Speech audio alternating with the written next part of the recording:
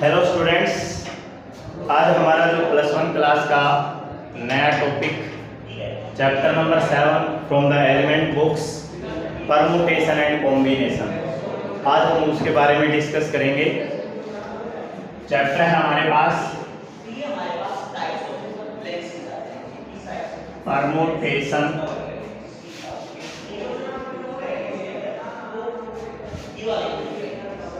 And combination.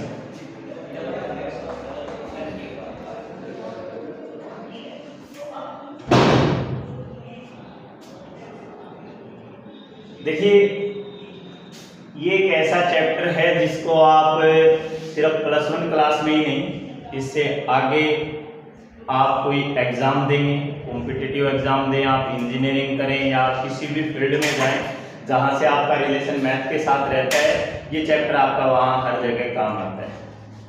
और ज़्यादातर competitive exam में तो इस चैप्टर से बहुत से क्वेश्चन पूछे जाते हैं। तो इसका रिलेशन आप लोगों के साथ सिर्फ +1 के लिए नहीं रहेगा, आगे की क्लासेस में भी आप इसका बहुत ज़्यादा यूज करने वाले हैं और +1 क्लास में भी आप इसको कम से कम 2 चैप्टरों में यूज करेंगे। तो बड़ा ध्यान से सुनिएगा। अब ये चैप्टर 2 का कॉम्बिनेशन है, एक का नाम हो गया परमुटेशन और दूसरे का नाम हो गया कॉम्बिनेशन, यानी यहाँ 2 जो टॉपिक हैं उनको मिक्स किया गया है। अब इसका मतलब क्या होता है, आइए हम उसके बारे में डिस्कस करते हैं। मान लीजिए मैंने आप लोगों के सामने ये 8 नंबर लिख दिए, 1 2 3 4 5 6 7 8, ये 8 नंबर है। अब इन 8 नंबर में से मैं आप लोगों के सामने क्वेश्चन रखता हूं कि आपको कोई भी 3 नंबर सेलेक्ट करने हैं, आपको चूज करने हैं, आपको फाइंड आउट करने हैं, कोई भी 3 नंबर आपको लेने हैं। तो आप कोई बच्चा इसमें 1 2 3 ले लेगा, किसी बच्चे का 3 4 7 होगा, कोई इसमें 5 6 9 ले लेगा। अपनी मर्जी से आप कोई भी 3 नंबर सेलेक्ट करेंगे, यस और नो। तो उसके बाद आप क्या करिए, किसी ने 7 6 4 ले लिया, इस तरह से ये अलग अलग आप लोग सेलेक्ट करेंगे। ये जो आपने सिलेक्शन की है, इन सिलेक्शन का जो आपने ग्रुप बनाया है, जो आपने सेलेक्ट किया है, इसको बोलते हैं कॉम्बिनेशन।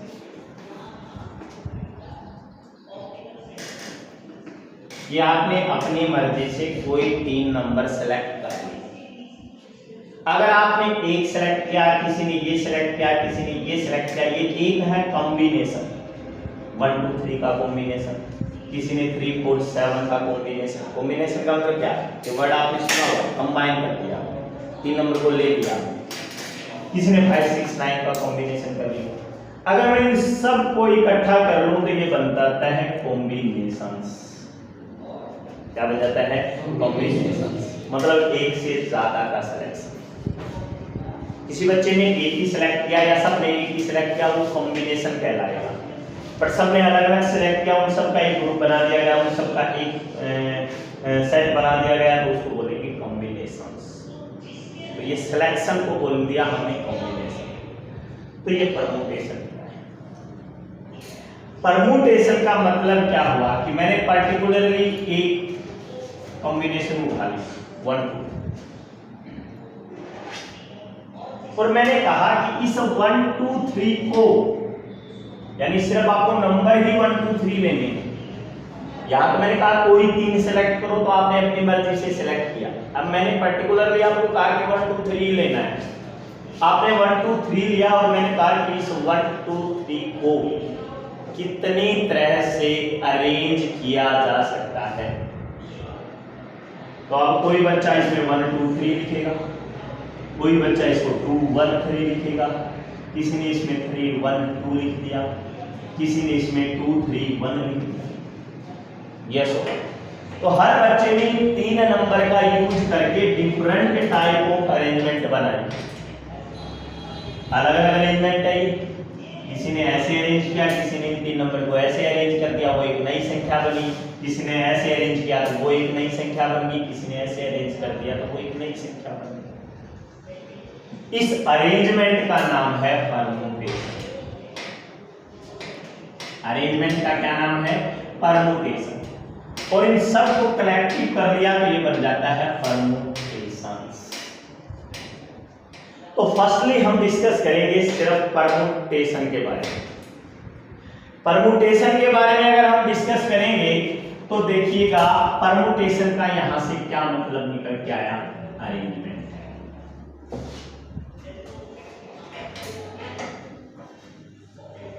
परमुटेशन का क्या मतलब निकल के आता है, अरेंजमेंट, कि चीजों को अरेंज कैसे किया जाए। आगे बात सुनिए। तो अब देखिए कि थोड़ा सा कुछ और आइडिया लेते हैं इसके बारे में।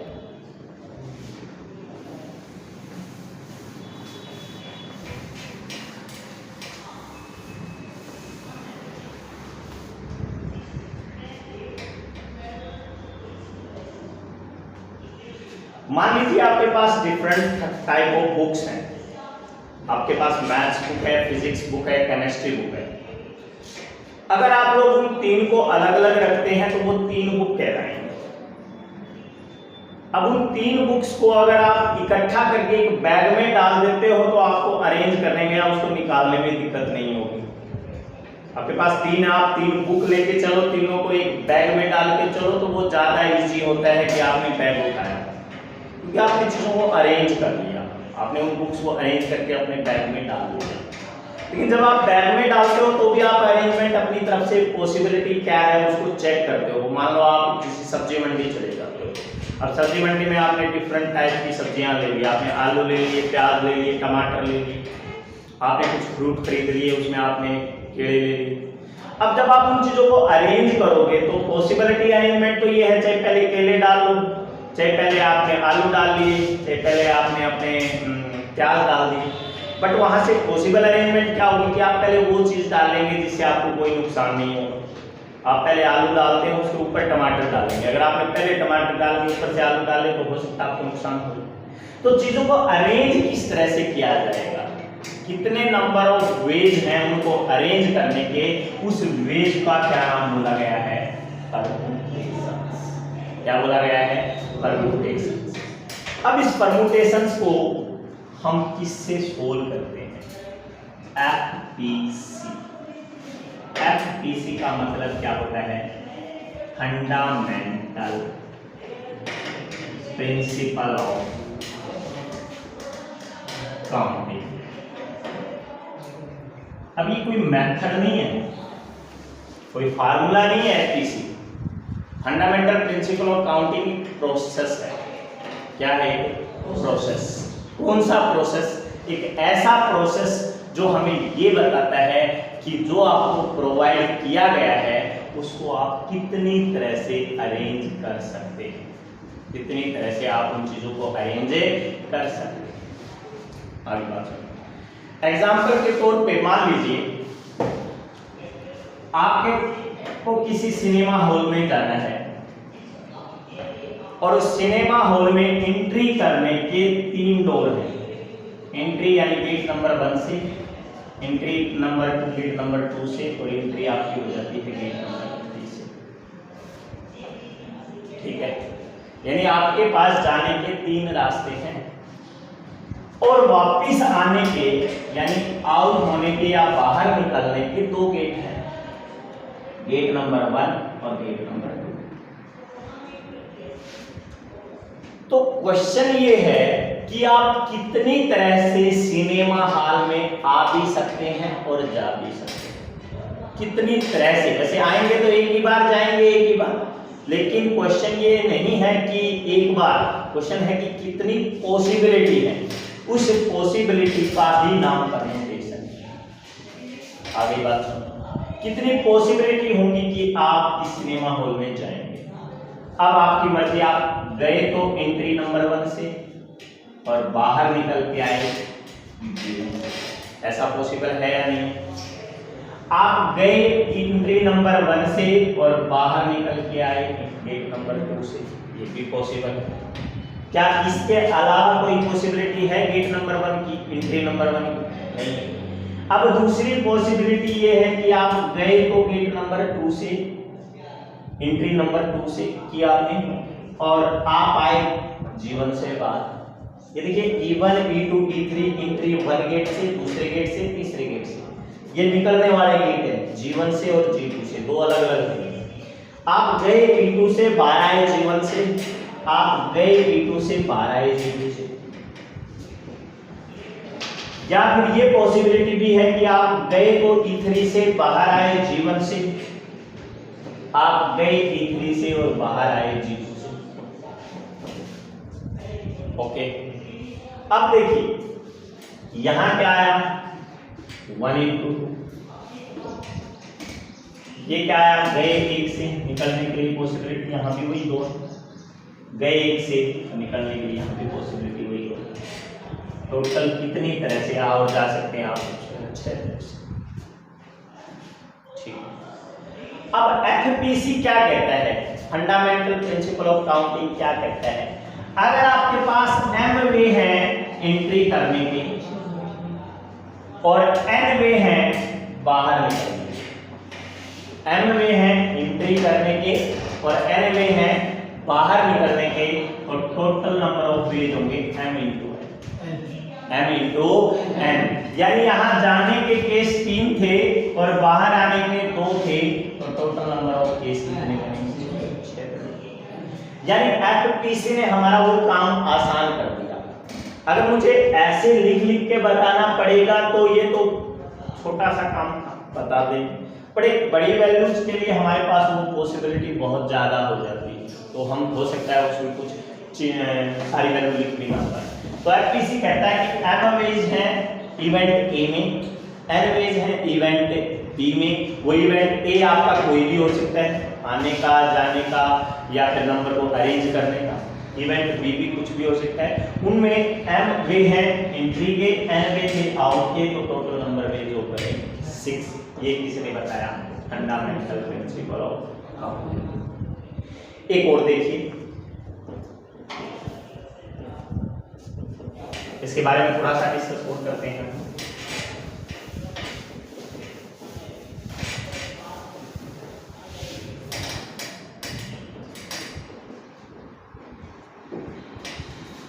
मान लीजिए आपके पास कोई भी 4 डिजिट दी गई, या 0 to 9 ये डिजिट होती है जिसका हम अरेंजमेंट करते हैं।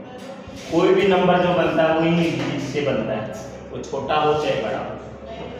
अब आपके पास क्वेश्चन ये है, मैं एफपीसी का यूज कर रहा हूं कि कैसे हम चीजों को अरेंज करेंगे, कैसे निकालेंगे। क्वेश्चन ये है कि आपको इन डिजिट्स का यूज करके 4 अंकों की एक संख्या बनानी है, 4 अंकों की एक संख्या बनानी है।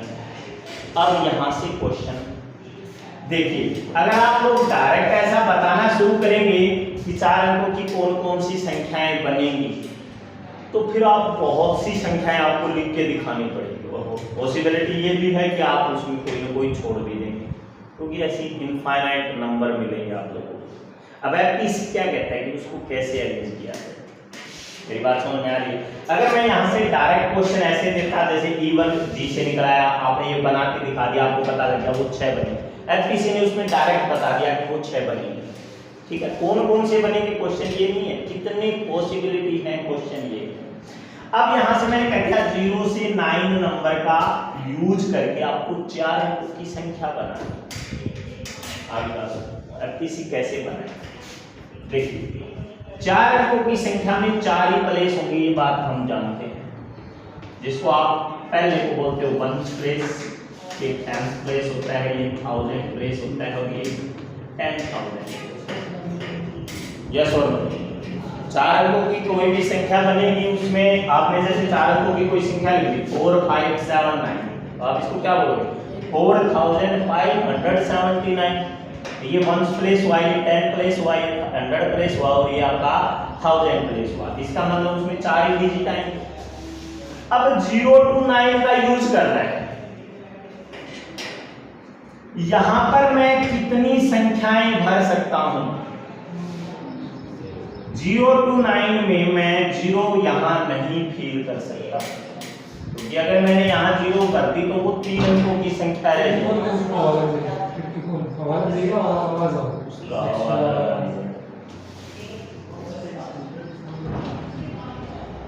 0 to 9 का जब आप यूज करेंगे तो यहाँ कभी भी 0 नहीं भर सकते। क्यों नहीं भर सकते? क्योंकि 0 भरने से ये कितने अंकों की संख्याएं रह जाएंगी? 3 अंक। तो कंफर्म है आप 1 से 9 तक की किसी एक डिजिट का यूज करेंगे तो यहाँ कितनी पॉसिबिलिटी है भरने की? 9। आप 1 भी भर सकते हैं, आप 2 भी भर सकते हैं, 3 भी, 4 भी, 5 6 7 8 9, कोई भी 9 संख्या है। जब मैं यहां जाऊंगा तो वो 0 मेरे पास इंक्लूड हो चुकी है। यहाँ तो 0 भर सकते हैं हम, कोई फर्क नहीं पड़ेगा। यहाँ कितनी संख्याएं भरी जा सकती हैं? 10। यहाँ कितनी भरी जा सकती हैं? और यहाँ कितनी भरी जा सकती है? 10। टोटल नंबर कितने आ गए? 9। तो कुल 9000 संख्याएं आप बना सकते हैं, पर वो 9000 हमारे लिए लिखना पॉसिबल नहीं है। कौन सी 9000? आगे बात सुनो। दूसरा, अब यहां एक चीज गौर करने वाली है कि यहां डिजिट रिपीट हुई है। डिजिट क्या हुई है? रिपीट। रिपीट का मतलब इसमें देखिए, अगर आपने यहाँ 5 लिखा है तो 10 की 10 संख्याएं आई तो यहाँ भी 0 आ सकती है, यहाँ भी 0 आ सकती है और यहाँ भी 0 आ सकती है। 5000 इस नंबर में काउंट हुआ है 4 अंकों में, यस और नो? अगर आपने इसमें 5 4 4 3 लिखा है वो भी काउंट हुआ है, यानी इसमें 4 रिपीट होगा। अब मेरा क्वेश्चन ये है कि ये तो टोटल संख्याएं बन गई। 9000 वो संख्याएं हैं जिसमें आपने 0 से 9 का यूज किया और 4 अंकों की बनी। इनमें से कितनी संख्याएं ऐसी हैं जिसमें कोई भी डिजिट रिपीट नहीं है? यानी सारी डिजिट क्या है? अलग अलग। अलग अलग कैसे? जैसे आपने लिखा 1 2 5 7, ये चारों डिजिट अलग अलग है। लेकिन अगर आपने लिखा 1 2 2 5, ये नहीं काउंट होगा क्योंकि इसमें 2 रिपीट हो चुका है। तो यहाँ तो ये काउंट था। लेकिन अगर मैं ये पूछूं कि ये डिजिट रिपीट ना हो तो कितनी संख्याएं बनेगी? अब लिखना फिर पॉसिबल नहीं है। किसी फिर से क्या कहेगा कि इसको फिर से अब है तो अब भी ये 4 अंकों की। गौर करिएगा मेरी बात पे, बड़ा ध्यान से सुनने की कोशिश कीजिए। अब भी ये 4 अंकों की संख्याएं हैं, इन 0 से 9 का यूज करना है, लेकिन डिजिट का रिपीटेशन अलाउड नहीं। अब डिजिट का रिपीटेशन अलाउड नहीं है तो यहाँ 0 तो अब भी नहीं आ सकता, क्योंकि 0 आने से ये 4 अंकों की नहीं रहती। आपने 0 2 5 7 लिख लिया तो इसको 257 बोला जाएगा, ना कि 0,257। 0,000 कोई संख्या नहीं होती है, 257 ही रहा। तो 0 भरने से तो ये 4 अंकों की नहीं है, ये 3 अंकों की ही होगी। अब अगर मैं यहां से बात करूं कि 0 तो यहां है नहीं तो कितनी संख्याएं आ सकती हैं? 9। कितनी संख्याएं आएंगी? 9। क्योंकि रिपीटेशन अलाउड नहीं है। अब भरी तो इनमें से कोई एक है, आपने पॉसिबिलिटी 9 की है, बट भरी कितनी गई है? कोई एक। जैसे अगर आपने यहाँ 5 भर दिया तो आगे कहीं भी 5 नहीं आना चाहिए, फिर तो रिपीट ही हो गया। अगर आपने यहाँ 4 लिया है तो आगे कहीं भी 4 नहीं आएगा। अगर आपने यहाँ 3 लिया है तो आगे कहीं भी 3 नहीं आएगा। तो यहाँ तो आपकी मर्जी, आप कोई भी एक नंबर उठाओ, पॉसिबिलिटी 9 की है आप लोगों के पास, 9 की। यस और नो? अब यहाँ पर कितनी पॉसिबिलिटी बन गई? 9। यहाँ 0 इंक्लूड होगी, यहाँ तो 0 थी नहीं। अब एक यहाँ गया है तो यहाँ 0 आ भी तो गई। यहाँ भी कितनी है? कोई भी 9 में से आप एक ले सकते हो। अब आपके पास 2 जा चुकी हैं, ये 2 जो जा चुकी हैं ये दोबारा नहीं आ सकती। यहाँ कितनी आएंगी? कोई भी 8। यस और नो? और यहाँ कोई अब 3 जा चुकी हैं, एक यहाँ गई, एक यहाँ गई, एक यहाँ गई। जो जा चुकी है वो रिपीट नहीं होंगी, यहाँ कितनी आएगी? ये मल्टीप्लाई जो मैं कर रहा हूँ ये किसकी वजह से? फंडामेंटल प्रिंसिपल ऑफ काउंटिंग बोलता है m into n। यस और नो? तो बाय एफ से आप इसको सोल्व करें। 9 9 का 81 into 8 into 7, 648 into 7,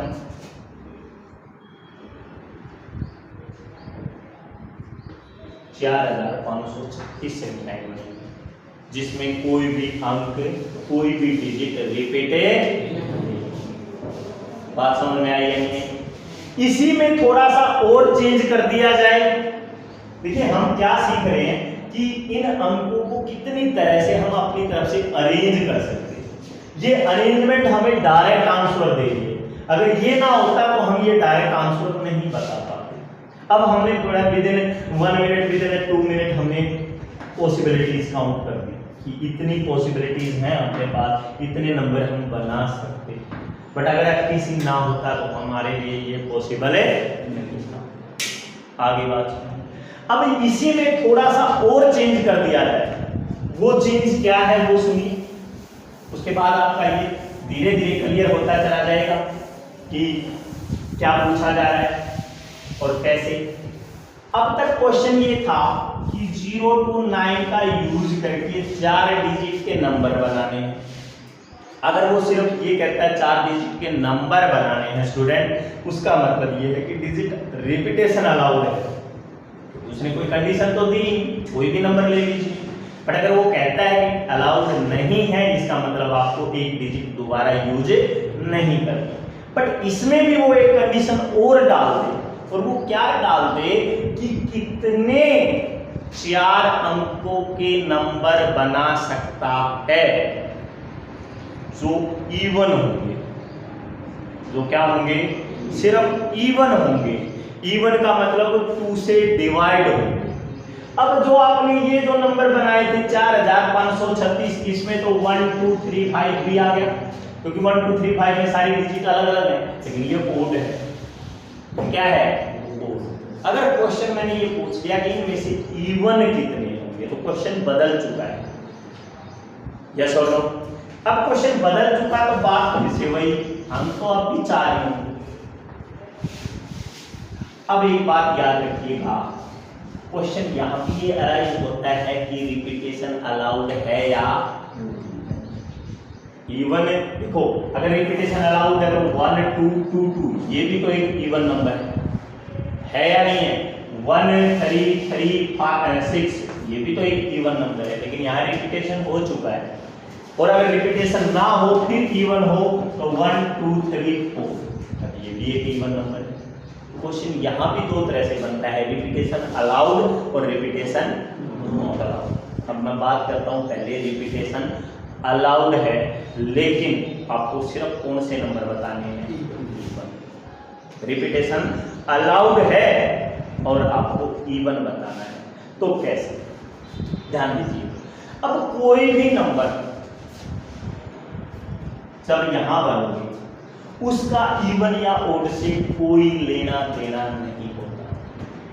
1000 प्लेस का इवन या ओड से कोई रिलेशन नहीं होता। तो यहाँ कितने अंक भरे जा सकते हैं? 0 को छोड़े, आगे ना बात समझ। यहाँ कितने भरे जा सकते हैं? यहाँ कितने भरे जा सकते हैं? लेकिन यहाँ सिर्फ वो भरे जाएंगे जिसकी वजह से ये इवन बनेगा या ओड बनेगा। और क्वेश्चन इवन बनने का है तो या तो आप 0 भरेंगे, या 2 भरेंगे, 4 भरेंगे, 6 भरेंगे, या फिर 8 भरेंगे। इन 5 के अलावा आप वहां कुछ नहीं कर सकते, क्योंकि ये 5 डिजिट ही ये डिसाइड करेंगी कि ये क्वेश्चन इवन है या ओड। यस और नो? यानी यहां मैं 5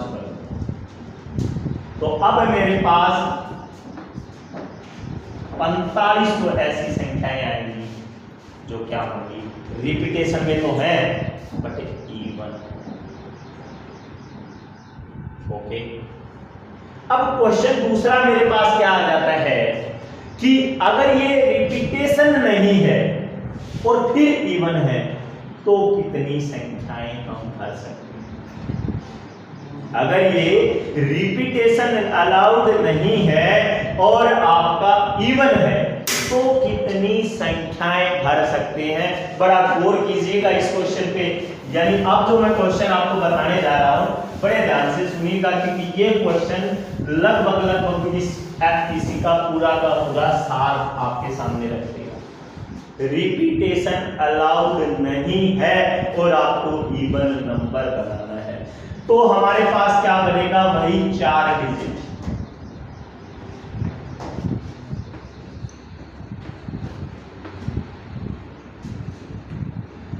इन 4 डिजिट में आपको यूज करना है 0 से 9 का, क्योंकि रिपीटेशन अलाउड नहीं है। जो अंक आप एक बार भर चुके हैं उसको आप दोबारा नहीं भर सकते, इसलिए पहली बार ये भरा जाएगा ना कि ये। यस या नो? क्यों? कारण है, अगर आपने ये 6 यहां लिख दिया, अगर आपने पहले इसको भर दिया कि कोई भी 9 नंबर यहां आ जाएंगे, हो सकता है उसमें आपने यहाँ 6 भरा हो, वो 6 आप यहाँ तो यूज ही नहीं कर सकते, और यहाँ कह दो 5 आएंगे तो वो यहाँ भी आ गया और यहाँ भी आ गया। 6 तो यहाँ भी काउंट हुआ है, 0 2 4 6 और 8 5 डिजिट में 6 आ चुका है। आपने कोई भी 9 संख्या यहाँ पर ली तो 6 तो यहाँ भी आया, तो ये रिपीट हुआ या नहीं हुआ? अगर ये रिपीट हो गया तो फिर क्वेश्चन की कंडीशन बदल गई। इसलिए याद रखिएगा, जब रिपीटेशन अलाउड नहीं है और आपको इवन या ओड कोई भी हो भरना है तो पहले यहाँ से भरेंगे आप, और यहाँ से जब आप भरेंगे तो पहले यहाँ देखिएगा कि कितने अंक आ सकते हैं। यहाँ तो वही पॉसिबिलिटी है, कोई भी 5 अंक आ सकते हैं। जैसे ही ये 5 आपने भर दिया, आप यहाँ आइए। अब यहाँ कितने नंबर आ सकते हैं? यहाँ कितने आ सकते हैं? 8। शाबाश। क्योंकि एक तो 0 नहीं आएगी, तो 0 ही नहीं आएगी, क्योंकि 0 जो है वो 4 डिजिट की संख्या में नहीं काउंट होगी। 0 के अलावा एक डिजिट आप यहाँ भर चुके हो, वो भी नहीं आएगी।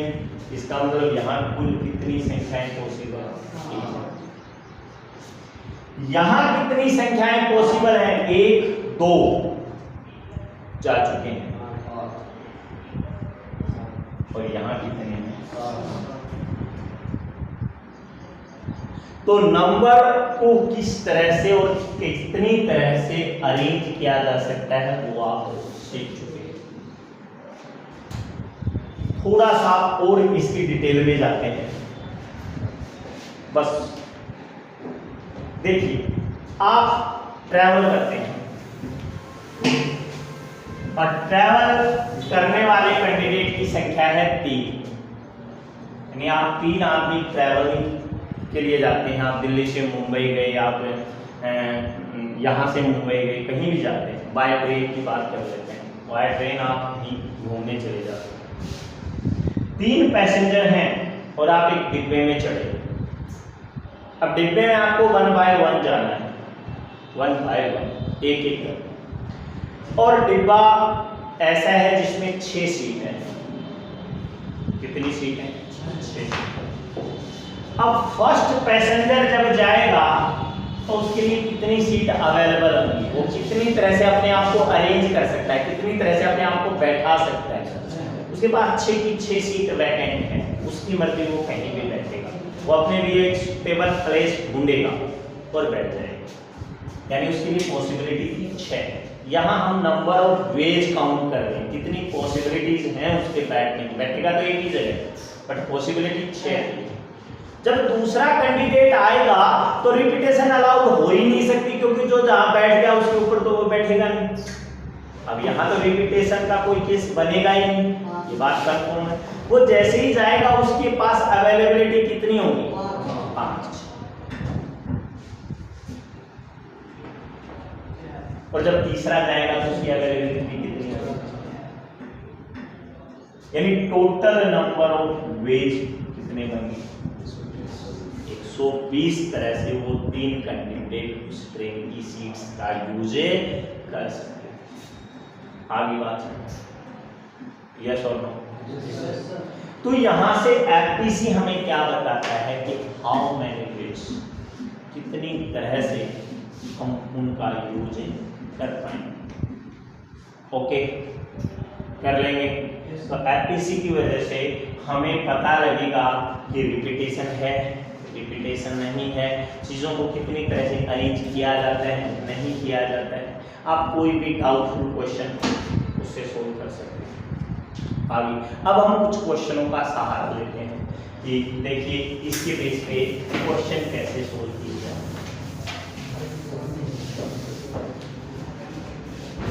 क्वेश्चन देखिए हमारे पास है, अगर दिल्ली से मुंबई जाने के 4 रूट हैं, 4 रास्ते हैं जिससे आप दिल्ली से मुंबई जा सकते हैं। कितनी अलग अलग तरीके से एक आदमी दिल्ली से मुंबई जा पाएगा अगर लौटने के लिए कोई भी रूट ले लिया जाए और लौटने का सेम रूट नहीं लिया जाए। यानी पहली कंडीशन में तो कहता है जिससे गया उससे आ भी सकता है, और दूसरे में कहता है जिससे गया उससे नहीं आएगा, बाकी किसी से भी आ सकता है। तो देखिए there are total 4 route between Delhi to Mumbai. There are 4 route between Delhi to Mumbai. A man can go from any one of them। एक आदमी उनमें से किसी एक से भी जा सकता है, तो उसके पास पॉसिबिलिटी कितनी है, कितनी तरह से वो जा सकता है? 4 तरह से। वो हाईवे नंबर 1 से भी जा सकता है, वो 2 से भी जा सकता है, 3 से भी जा सकता है, 4 से भी जा सकता है। उसके पास 4 ऑप्शन है जाने के, बट जाएगा किसी एक से, पॉसिबिलिटी तो 4 है। तो total number of ways, total number of ways कहाँ के लिए? To go from Delhi to Mumbai. तो टोटल नंबर ऑफ वेज बन गए 4। अब फर्स्ट के अकॉर्डिंग जब वो वापस लौटेगा तो कोई भी रूट ले सकता है। अब जाने के 4 थे तो आने के भी कितने होंगे? 4 ही होंगे। जो रास्ता जाएगा वो आएगी तो होगा, और उनमें से कोई भी रूट ले सकता है। सो फॉर रिटर्निंग, लौटने के लिए द मैन कैन सेलेक्ट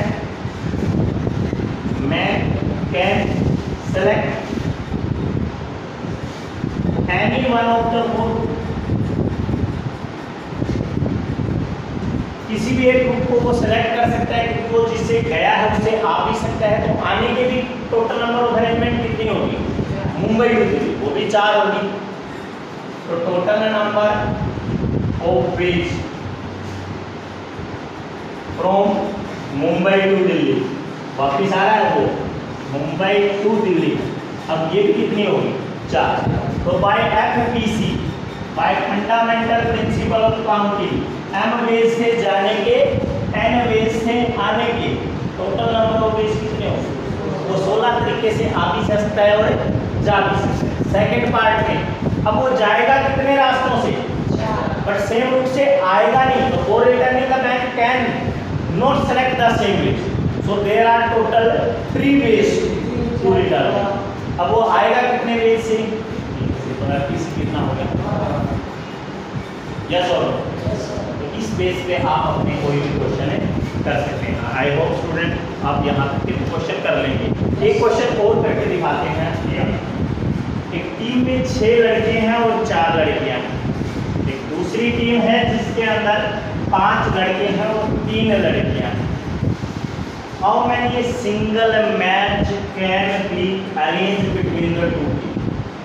एक मैच इन दोनों टीमों के बीच में कितनी तरह से करवाया जा सकता है? करवाना तो एक ही मैच है, लेकिन पॉसिबिलिटी कितनी की है? अगर एक लड़का एक लड़की के साथ ही खेले और एक लड़की लड़की के साथ ही खेले, ये जो मैच होगा वो लड़कों का लड़कों के साथ और लड़कियों का लड़कियों के साथ। अब बात करते हैं पहले की। अगर एक लड़का लड़कों के साथ खेले तो यहाँ से कितने लड़कों के आने की पॉसिबिलिटी है? टीम ए से, from team first, B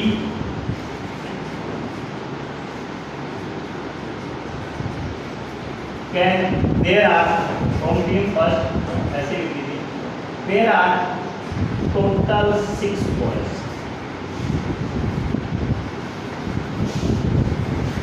from team first में कुल 6 लड़के हैं। सो नंबर ऑफ वेज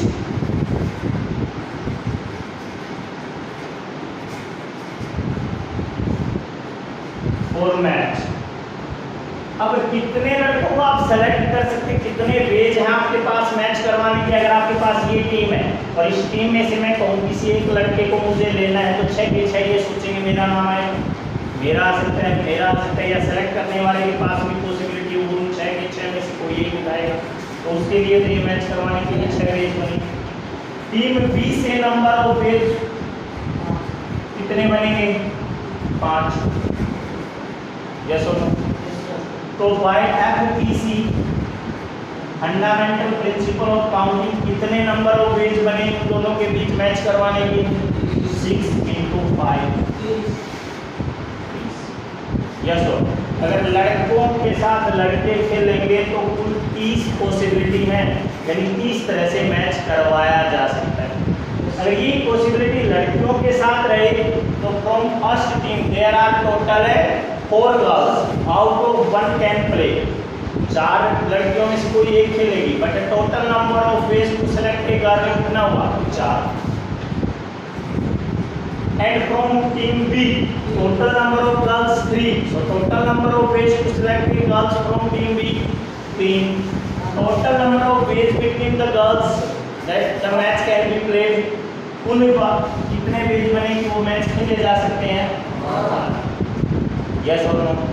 तो एक लड़की लड़की के साथ मैच खेल सकती है 12 तरीकों से, एक लड़का लड़के के साथ मैच खेल सकता है 30 तरीके से। टोटल नंबर ऑफ मैच कितने हो गए? 30 और 12 42। कुल 42 मैच की पॉसिबिलिटी बनती है। यस और नो? कर लेंगे आप इसको अपनी लैंग्वेज में लिखिएगा, यानी जो मैं आपको जो समझा रहा हूँ उसको आप अपनी लैंग्वेज में ट्रांसफर कीजिए, फिर उसको लिखिए। आई होप आप स्टूडेंट ये क्वेश्चन कर लेंगे। अगर आपको किसी भी क्वेश्चन में कोई डाउट है, कोई प्रॉब्लम है, कोई क्वेश्चन समझ नहीं आया हो, बेसिकली अगर आपको कुछ पूछना हो तो आप अपना क्वेश्चन कमेंट बॉक्स में डालिएगा। आई होप आप क्वेश्चन कर लेंगे। Thanks guys.